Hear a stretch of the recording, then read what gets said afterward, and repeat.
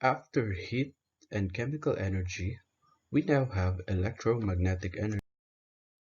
Electromagnetic energy is a form of energy that is reflected or emitted from objects in the form of electrical and magnetic waves that can travel through space. Magnetic energy is a term used to describe all the different kinds of energies released into space by stars such as our Sun. These kinds of energies include some that you will recognize and some that will sound strange. Electromagnetic energy is in the form of electromagnetic radiation, which is comprised of tiny particles called photons. Photons are packets of energy that cannot be further divided. As shown by Maxwell and his equation, photons are just electric fields traveling through space. Electromagnetic energy takes many forms. First, we have radio waves, a type of electromagnetic radiation best known for their use in communication technologies such as televisions, mobile phones, and radios. Next, we have infrared radiation or infrared light, a type of radiant energy that is invisible to human eyes but that we can feel as heat. Visible light, on the other hand, forms the color we see in the rainbow: red, orange, yellow, green, blue, indigo, and violet. It is the only type of electromagnetic radiation that is visible to human eyes. Microwaves, on the other hand, have a range of applications including communications, radar, and perhaps best known by most people, cooking. Yes, microwave ovens. Ultraviolet light is a type of electromagnetic radiation that makes blacklight posters glow and is responsible for summer tans and sunburns when you are going to beach. However, too much exposure to UV radiation is damaging to living tissues. Next, we have X-rays.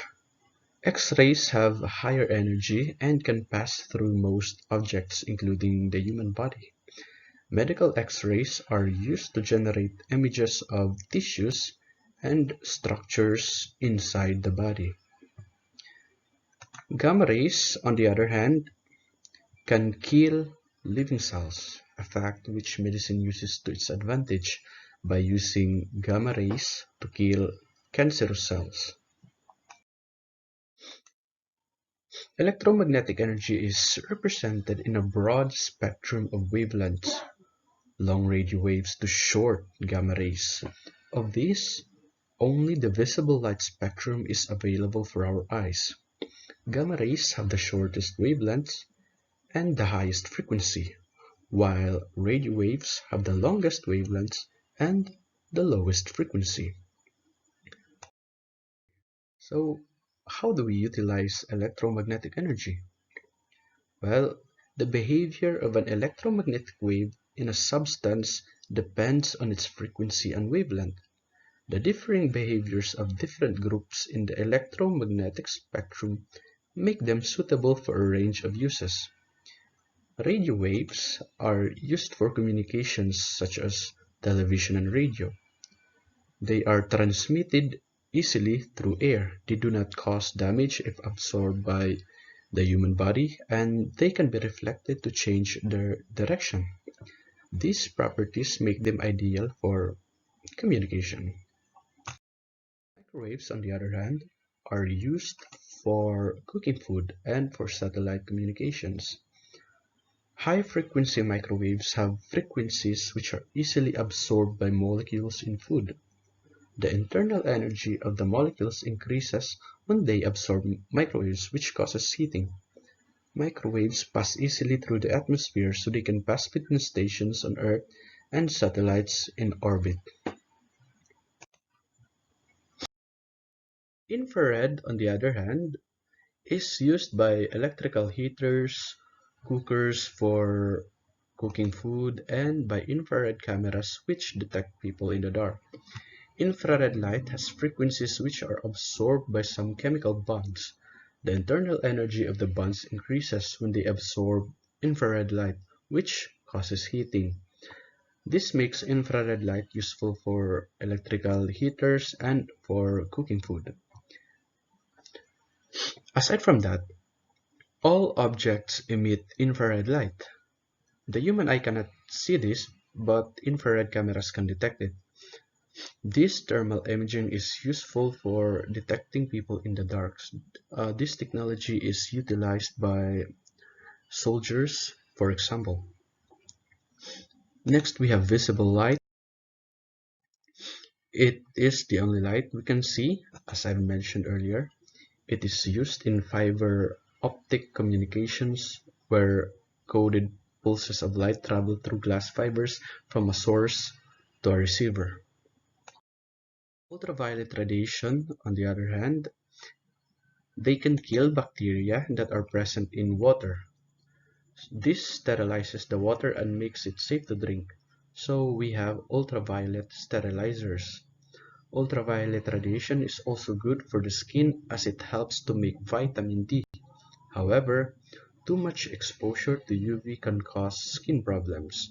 They can cause cancers, and also they can cause sunburns when you go to beach without putting sunscreen. Electromagnetic waves are transverse waves with a wide range of properties and uses. Some of the waves are also hazardous to human body tissues.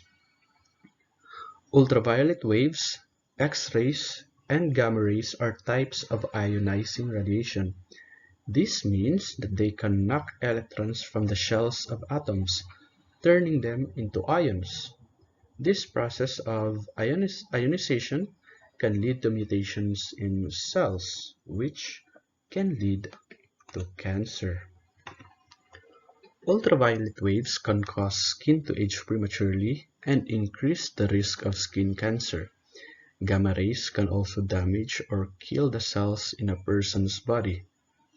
So, in order to be safe, exposure to ionizing radiation needs to be kept as low as possible, especially for those people who work with this type of radiation every day in hospitals. For example, a radiographer using X-rays in a hospital has to stand behind a lead shield or be in another room when the X-ray machine is being operated. And as I mentioned earlier, um, electromagnetic waves can cause sunburn. Next, we have nuclear energy. It is the energy in the nucleus or core of an atom. Atoms are tiny units that make up all matter in the universe, and nuclear energy is what holds the nucleus together. Almost all forms of primary energy come from nuclear reactions, so fossil fuels and biofuels get their energy from sunlight. Geothermal energy comes from radioactive decay or thermal energy left over from when the Earth originally formed. And nuclear energy can generate electricity. This is via nuclear fission, which will be discussed later on. This nuclear energy is potential energy stored inside the nucleus of an atom. The protons and neutrons inside of the nucleus are held together by the strong nuclear force, which balances the repulsion of Coulomb force between the protons. The strong nuclear force is both stronger and shorter range than the Coulomb force, which makes nuclei stay together. So, how do we utilize nuclear energy? Well, nuclear energy is released through three processes. First, we have the nuclear fission, and lastly, a radioactive decay. Nuclear fission occurs when heavy nuclei become unstable and split into smaller parts. So usually there are two main parts and some extra neutrons. Typically, uranium atom undergo fissions. They split into two smaller nuclei along with a few neutrons and release heat, energy, and gamma rays. So this is an illustration of a uranium atom undergoing nuclear fission. One product of nuclear fission is, of course, the atomic bombs, or what I describe as the weapons of apocalypse. It is very catastrophic. Its damage is so huge that it can obliterate a whole island in an instant. And then we have nuclear fusion. It is a reaction in which two or more atomic nuclei are combined to form one or more different atomic nuclei and subatomic particles. Fusion, well, it is not yet viable for humans to directly obtain energy from nuclei directly, because we can use nuclear fission. It is actually used to make hydrogen bombs. Of course, it occurs spontaneously in the sun. As I said earlier, hydrogen bombs, or also called thermonuclear bombs or H-bombs, are created through the process of nuclear fusion. They are weapons whose enormous explosive power results from an uncontrolled, self-sustaining chain reaction in which isotopes of hydrogen combine under extremely high temperatures to form helium. And lastly, we have radioactive decay. It occurs when unstable atoms emit energy and become more stable in the process. This reaction does not require energy, which means it is a spontaneous process. So here is an illustration of radioactive decay. As I said earlier, nuclear energy can be used to create electricity, but it must first be released from the atom, of course. In the process of nuclear fission, atoms are split to release that energy. Electricity generated from nuclear fission is now what we call nuclear power. So they are generated in nuclear power plant or nuclear reactor. A nuclear reactor or power plant is a series of machines that can control nuclear fission to produce electricity. The fuel that the nuclear reactors use to produce nuclear fission is pellets of the element uranium. So in a nuclear reactor, atoms of uranium are forced to break apart. So as they split, the atoms release tiny particles called fission products. These fission products causes other uranium atoms to split, starting a chain reaction. The energy released from this chain reaction creates heat. So this heat, created by nuclear fission, warms the reactor's cooling agent. So a cooling agent is usually water, but some nuclear reactors use liquid metal or molten salt. The cooling agent heated by nuclear fission produces steam. The steam turns turbines or wheels turned by a flowing current. The turbines drive generators or engines that create electricity. So this is the overall process of generation of electricity from nuclear fission. The public perception of the safety, reliability, and cleanliness of nuclear energy have often led to difficulties for the nuclear industry. Public fear about how nuclear waste will be dealt with has led to a reluctance to adapt or expand nuclear power. Other fears have come from the concerns about specific nuclear disasters and how nuclear energy is used outside of electricity generation, like for nuclear weapons.